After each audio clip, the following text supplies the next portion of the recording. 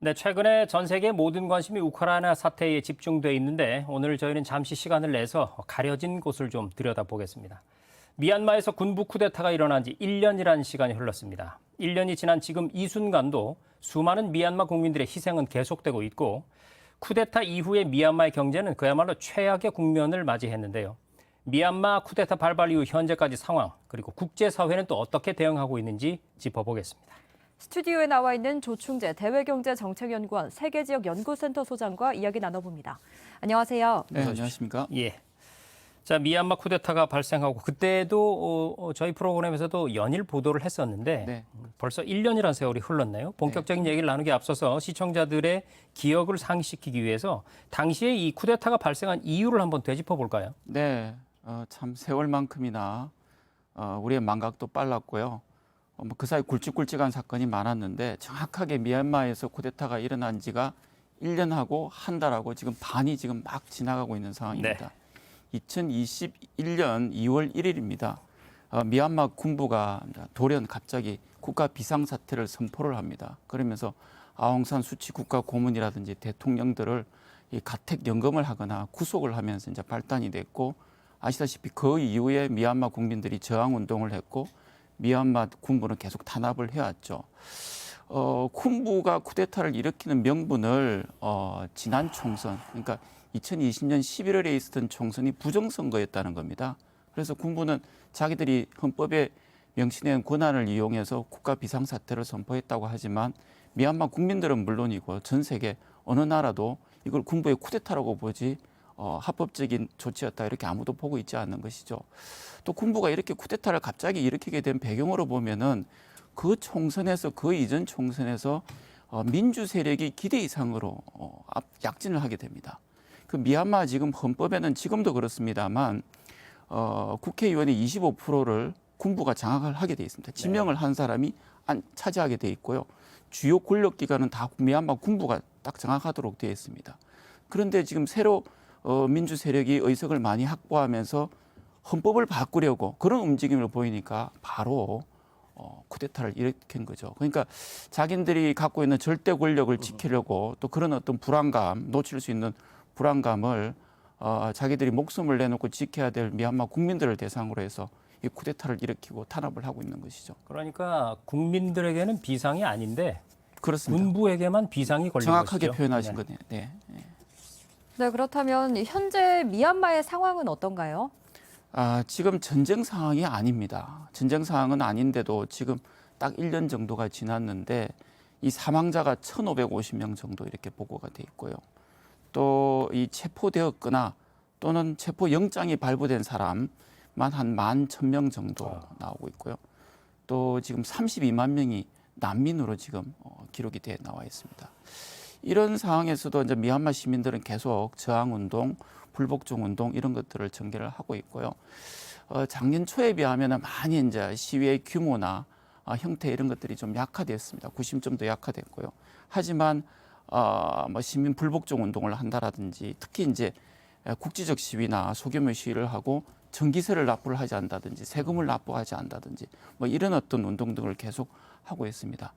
군부는 지난해 8월에 새로운 총선을 하겠다. 이걸 관리하기 위해서 이 과도정부를 구성을 일방적으로 발표를 했습니다. 그런데 이런 어떤 일정이 제대로 지켜질지도 모를 뿐만 아니라 이 과도정부 자체를 미얀마 국민들은 물론이고 국제사회가 지금 인정을 안 해주고 있는 상황입니다. 네.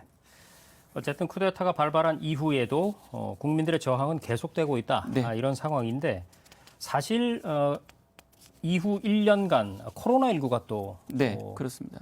겹쳐가지고 미얀마의 지금 경제 상황 그야말로 최악이 아닐까 싶은데 네, 어떻습니까? 그렇습니다. 뭐 숫자를 몇 개 말씀을 드릴게요. 지금 올해 이전까지만 하더라도 미얀마 회계 연도가 우리하고 달리 매년 10월 1일부터 9월 30일까지 이렇게 됐습니다. 그러니까 2019년 10월부터 2020년 9월까지만 하더라도 미얀마가 코로나 영향을 약간 받았습니다만 상대적으로 영향을 덜 받았기 때문에 이 성장률을 보면 한 3.2% 나왔습니다.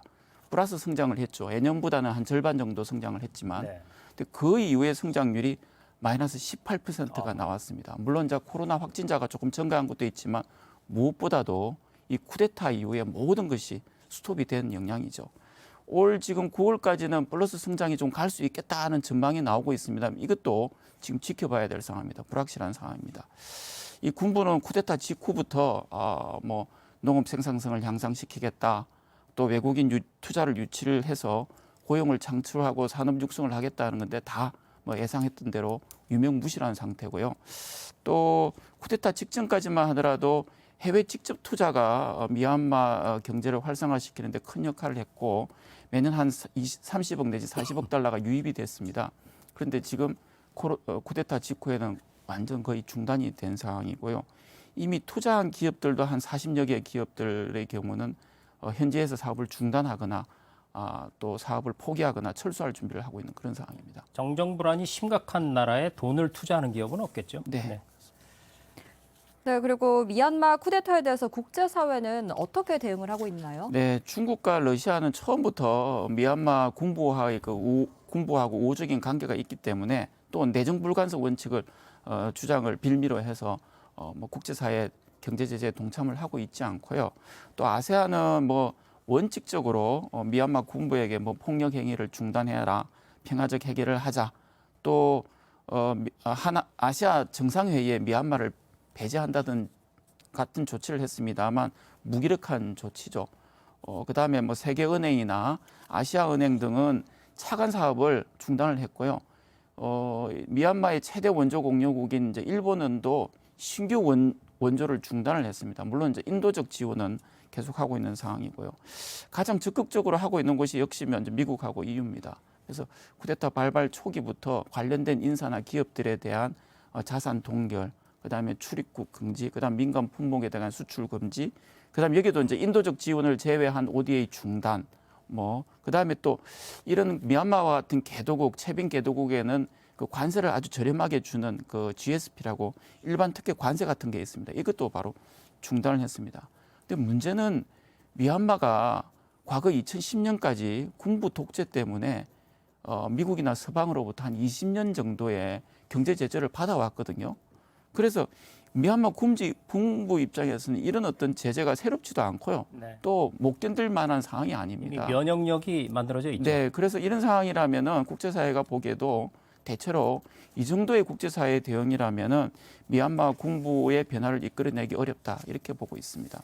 정리해 보면은 국제사회 입장에서는 어쨌든 이 쿠데타로 정권을 탈취한 군부를 징벌하기 위한 제재를 할 수밖에 없는데 정작 군부는 면역력이 만들어져 있어서 별로 타격을 입지 않고 오로지 힘없는 국민들만 지금 그 경제 제재에 피해를 입고 있다 이렇게 볼 수가 있겠네요. 네. 자, 상황이 참 좋지가 않은데 앞으로 미얀마의 정세 어떻게 될 걸로 보세요? 네, 그 솔직히 현재로서는 상당히 낙관하기가 어렵습니다. 뭐 군부가 아까 말씀드렸듯이 2023년에 총선을 실시하겠다 발표를 했습니다.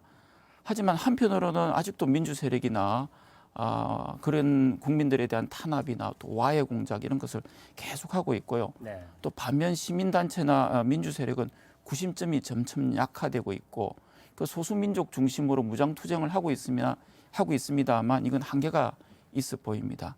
아마 군부가 총선을 실시한다 이렇게 한다면은 실제로 군부가 생각하기에는 이런 상황에서는 총선을 하더라도 군부가 충분히 의석을 확보할 수 있겠다.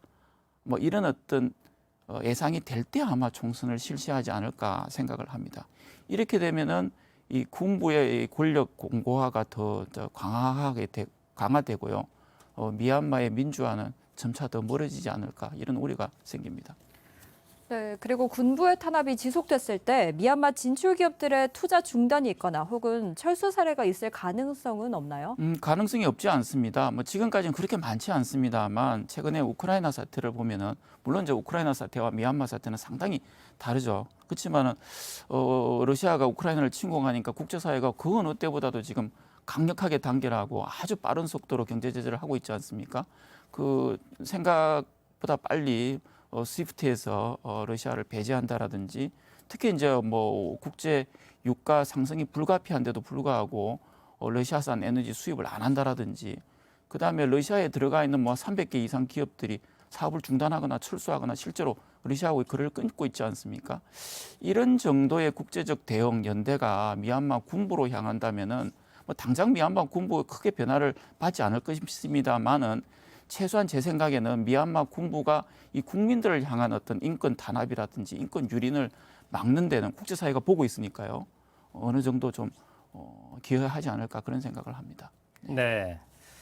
오늘 쿠데타 이후에 1년 동안 미얀마의 상황이 어떤가 상세히 알아봤는데 참 녹록지가 않은 것 같습니다. 네. 그런데 또 여기 등장하는 나라들이 뭐 전 세계가 어쨌든 국제 공조를 통해서 제재를 가하고 있습니다만 또 아까 알아봤듯이 러시아라든지 중국 같은 경우는 또 미얀마 군부를 좀 두둔하는 입장이고요. 네, 미온적 대응을 하고 있죠. 자, 우리 정부는 그렇다면 어떻게 대응을 해 나가는 게 맞을지 마무리 말씀 부탁드립니다. 네. 미얀마를 둘러싸고 지금 국내외 정세가 조금씩 바뀌고 있고 또 아까 말씀드렸듯이 주요국들이 대응을 하고 있습니다만 더 강화될 수도 있는 상황입니다. 여전히 우리가 이 미얀마 사태를 잘 유심히 봐야 되는 거고요.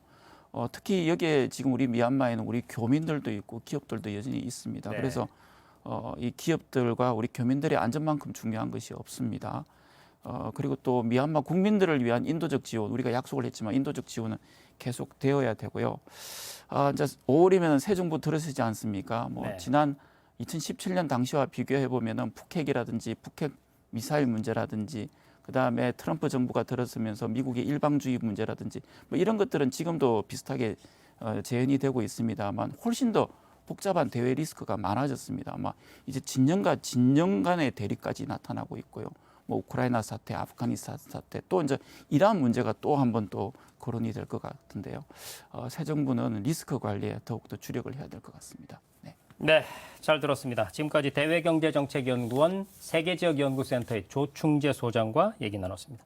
소장님 고맙습니다. 네, 감사합니다.